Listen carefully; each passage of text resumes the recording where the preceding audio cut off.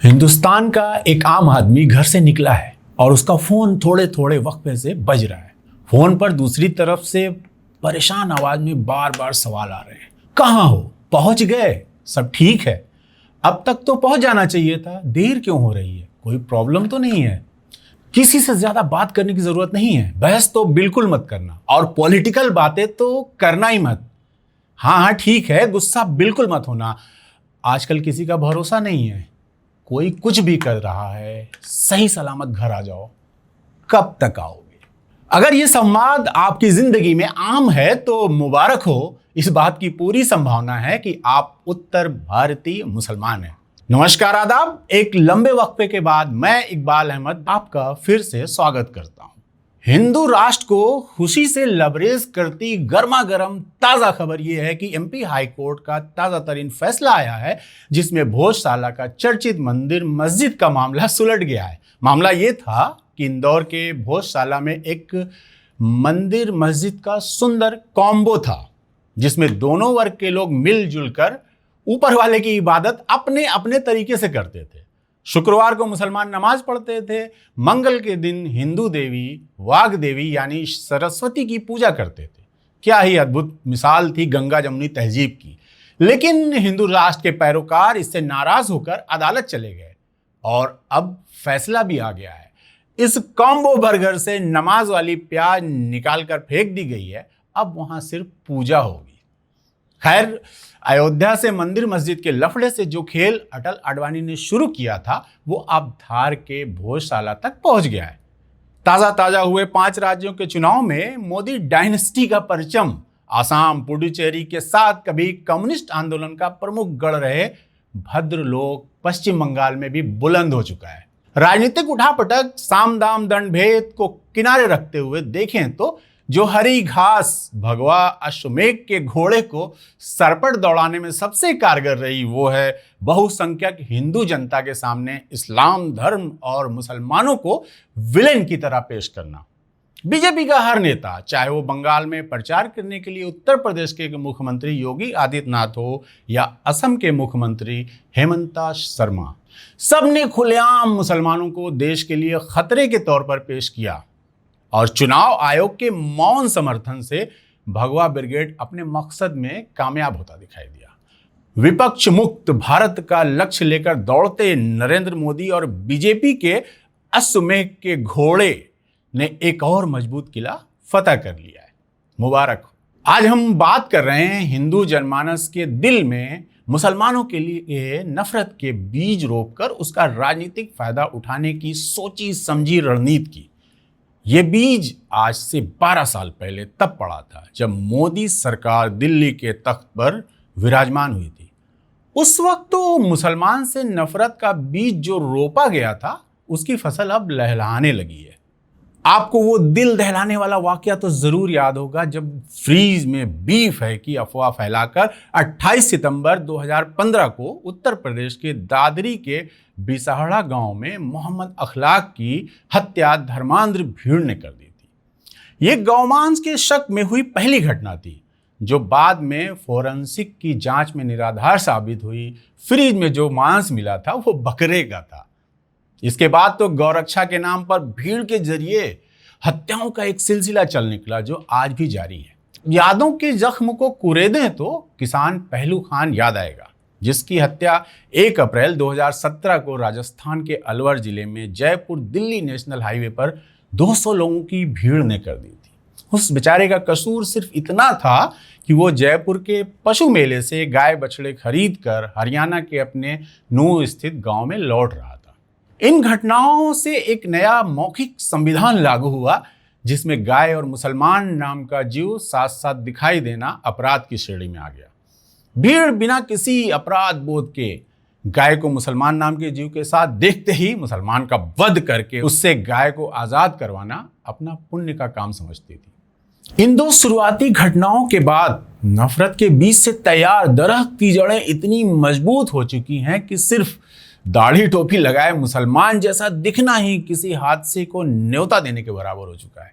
Social media पर सैकड़ों reels मिल जाएगी जहां किसी दाढ़ी टोपी वाले इंसान को गले में भगवा गमछा लपेटे नफरती ज़ॉम्बी थप्पड़ मार रहा है।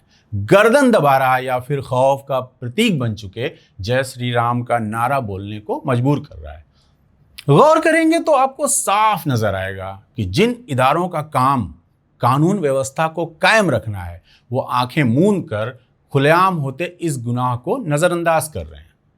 ताजा मामला 12 मई का है कि हरियाणा के पलवल गांव में गौरक्षा के नाम पर बनाई गई गुंडों की फौज ने 2 मुसलमान युवकों को गौ तस्करी का आरोप लगाकर पकड़ा, उन्हें खूब पीटा, उनसे जूते चटवाए और इतने पर भी उन जालिमों का मन नहीं भरा। गौरक्षा के नाम पर नफरत में अंधे हो चुके गुंडों ने दोनों युवकों को गौमूत्र पीने पर मजबूर किया। ऐसा अक्सर देखा गया है कि संगीन गुनाह करने के बाद अपराधी या तो फरार हो जाते हैं या पीड़ित को धमकी देकर जाते हैं कि अगर किसी को बताया तो खैर नहीं। लेकिन यहाँ चोरी ऊपर से सीना जोरी वाली कहावत सटीक बैठती है। गौरक्षा के नाम पर गुंडई करने वालों ने अपने गुंडागर्दी का वीडियो बनाया और उसे सोशल मीडिया पर वायरल कर दिया, क्योंकि उन्हें कानून के लंबे हाथों का कोई खौफ नहीं है। अब तक की खबर यह है कि कानून लागू करने के जिम्मेदार किसी भी हमले ने इस घटना पर कोई कार्यवाही नहीं की, जबकि इस घटना का वीडियो सोशल मीडिया के हर प्लेटफॉर्म पर अवेलेबल है। एक और वाकया उत्तर प्रदेश का है, जहां कानून का इकबाल इतना बुलंद है कि चोरी छिनैती करने वाले छोटे मोटे अपराधियों का पुलिस हाफ इनकाउंटर कर देती है।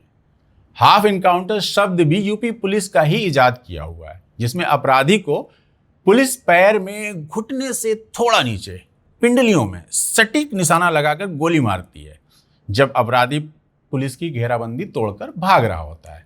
उससे भी बड़ी बात, यूपी पुलिस को बड़े अपराधियों के खिलाफ फैसला ऑन द स्पॉट करने के लिए भी मकबूलियत हासिल है, जिसमें फुल इनकाउंटर के साथ अपराधी का घर बुलडोजर से जमींदोज कर दिया जाता है। बस शर्त यह है कि अपराधी मुसलमान हो, भले ही उसका अपराध अदालत से साबित होना अभी बाकी हो। उसी उत्तर प्रदेश के मथुरा में लगने वाले विशाल गोवर्धन अधिक मास मेले में श्री कृष्ण जन्मभूमि संघर्ष न्यास के अध्यक्ष दिनेश फलाहारी महाराज ने मुख्यमंत्री योगी आदित्यनाथ को पत्र लिखकर मेला में मुसलमान दुकानदारों और व्यापारियों पर प्रतिबंध लगाने की मांग की है। फलाहारी महाराज ने आरोप लगाया है कि कुछ दुकानदार पहचान छिपाकर प्रसाद बेचते हैं। फलाहारी महाराज के अलावा भी कई अन्य संतों ने भी उनका समर्थन किया है। यह अभियान कुछ सालों से कांवड़ यात्रा के दौरान शुरू हुआ, जिसमें हिंदी पट्टी की प्रदेश सरकारों का मौन समर्थन प्राप्त है, जहां रेहड़ी ठेले पर फल बेचने वालों को अपने नाम की तख्ती लगाने का फरमान उत्तर प्रदेश की और उत्तराखंड की सरकार ने जारी किया था। मिला जुलाकर देश की सबसे बड़ी आबादी और जमीन पर दखल रखने वाले प्रदेशों में मुस्लिम आबादी को पल पल डर के साए में जीने के लिए मजबूर किया जा रहा है, जिसमें व्हाट्सएप यूनिवर्सिटी से ब्रेन वॉश होकर निकली नफरती पीढ़ी को ये एहसास हो कि हिंदुओं के सबसे बड़े दुश्मन को सही सबक सिखाया जा रहा है। अगर आपके दिमाग में हर जगह ऐसा नहीं होता जैसा कुछ चल रहा है, तो उत्तर प्रदेश की एक और घटना पेश खिदमत है। संभल के नखासा थाना क्षेत्र में जालव सराय स्थित पीएम श्री केंद्रीय विद्यालय में मुस्लिम प्रिंसिपल और एक असिस्टेंट टीचर को सस्पेंड कर दिया गया। उनका गुनाह यह था कि सुबह प्रेयर में बच्चों से देश प्रेम से ओत प्रोत प्यारी सी नज्म लब पे आती है दुआ बन के तमन्ना मेरी, जिंदगी शम्मा की सूरत हो खुदाया मेरी पढ़वा दिया। चूंकि ये मकबूल और मशहूर नज्म उर्दू ज़बान में है और इसमें भगवान की नहीं खुदा से ज़िंदगी को ऐसी बनाने की दुआ की जा रही है जिससे बच्चा इंसानियत और अपने मुल्क की खिदमत कर सके, तो ये नाकाबिले बर्दाश्त गुनाह है। शिक्षा विभाग ने जांच पड़ताल की और लगाए गए इल्ज़ाम को सही बताया। इस संगीन जुर्म के आरोप में बेसिक शिक्षा अधिकारी ने कड़ी कार्रवाई करते हुए प्रिंसिपल अंजार अहमद और असिस्टेंट टीचर मोहम्मद गुल एजाज को सस्पेंड कर दिया और इसके साथ ही गेहूं के साथ घुन के रूप में पिसे बेचारे एक्टिंग प्रिंसिपल वालेस कुमार, जिन्हें अपनी जिम्मेदारी और तालीमी काम में लापरवाही बरतने के आरोप में सस्पेंड कर दिया गया। मेरी शिक्षा विभाग से गुजारिश है कि अगर बेसिक शिक्षा अधिकारी साहब को ये नज्म लूप में चलाकर 4-5 बार सुनने को दी जाए तो मुझे उम्मीद है कि उनकी देशभक्ति में 150% का इजाफा होगा। और अगर आपको भी सुनना हो तो हिंदी फिल्म साया सर्च कीजिए, उसमें ये नज्म बहुत ही प्यारी आवाज़ और धुन के साथ मिलेगी। खैर, इसके बाद भी आपको लगता है कि ये सब यूपी के कुछ बददिमाग अफसरों का काम है, तो आइए आपको मध्य प्रदेश की राजधानी ले चलते हैं। यह घटना भोपाल में गोविंदपुरा थाना क्षेत्र के अंतर्गत गौतम नगर स्थित ब्राइट होटल की है, जहां एक मुस्लिम युवक और एक हिंदू लड़की साथ साथ ठहरे हुए थे।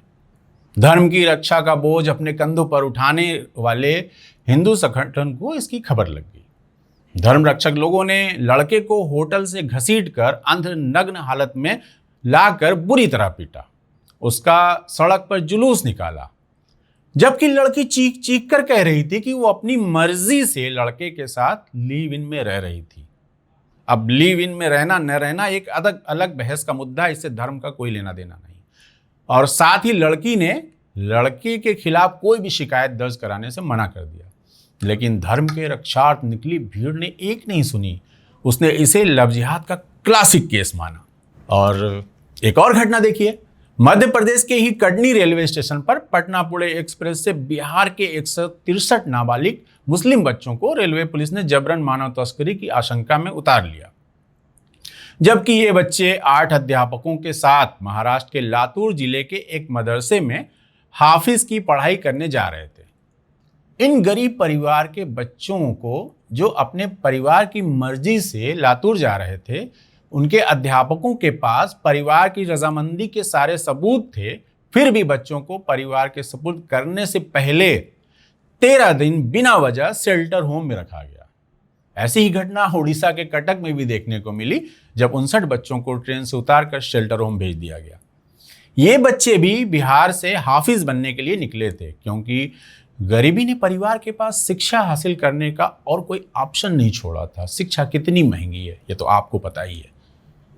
इन तमाम घटनाओं को मिलाकर अगर निचोड़ निकालें तो सीधा मतलब निकलता है कि देश की सबसे बड़ी अल्पसंख्यक आबादी को जानबूझकर नफरती धर्मांजामियों के निशाने पर रखा जा रहा है। इसके लिए लॉ एंड ऑर्डर को कायम करने के लिए जिम्मेदार अमले कानून को ताक पर रखकर उन जाम्बियों का साथ दे रहे हैं। गौ तस्करी के नाम पर मुस्लिम गौपालक बेरहमी से पीटे और मारे जा रहे हैं। छोटे मोटे झगड़े और कहासुनी की घटना एक पक्ष के मुसलमान होने पर धार्मिक रंग दे दिया जाता है। तो क्या ये सब कुछ बहुसंख्यक समुदाय में तेजी से बढ़ रही नफरती भीड़ को मुसलमानों के खिलाफ बंद दिमाग ज़ॉम्बी की तैयार किया जा रहा है? इसके पीछे का गणित समझना इतना मुश्किल भी नहीं है। देश फिलहाल सबसे बड़े आर्थिक संकट के दौर से गुजर रहा है। विदेशी मुद्रा का खजाना खाली है, रोजगार का हाल बुरा है, बेरोजगारी अपने उरूज पर है, रोजमर्रा की जरूरतों की चीजें दिन पर दिन महंगी हो रही है। अभी पैकेट बंद दूध फिर से 2 रुपए लीटर महंगा हो गया है, बधाई हो।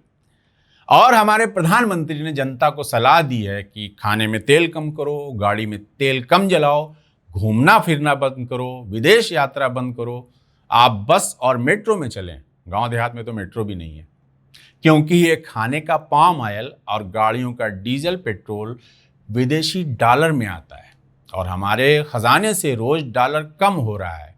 क्यों कम हो रहा है? वजह जानना हो तो शेयर मार्केट तरफ नजर करिए।